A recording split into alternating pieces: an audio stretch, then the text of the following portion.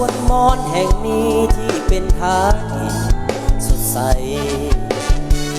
สมแล้ววิไลกวงไกลสุดตาพาฝันท้องถิ่นลำเนายาวอีเหยียดได้ตั้ง3 กิโลนั้นเป็นหนึ่งสถานอยู่ในนครหนทางเกี่ยงงามหมู่คนเที่ยวท่องไปมาแม่ของคงคาเลือนลาหลังไหลสู่ขอเพชรหนุ่มสาวลง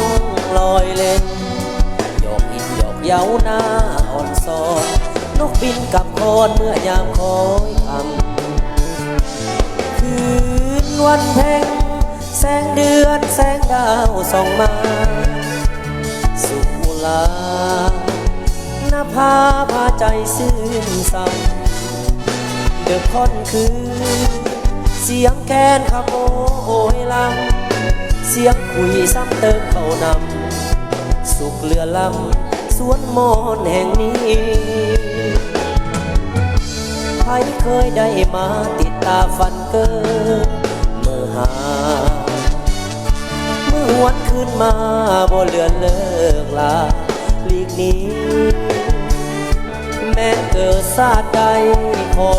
จงเกิดในถิ่นฐานบ้านแห่งนี้ถึง04 ปีจะบอกขอนา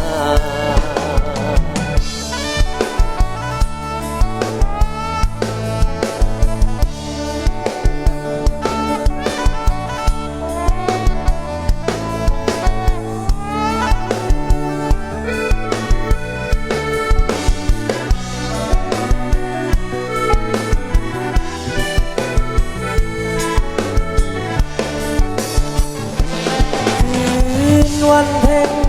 แสงเดือนแสงดาวส่องมาสุขลาหน้าพาพาใจซึ้งซ้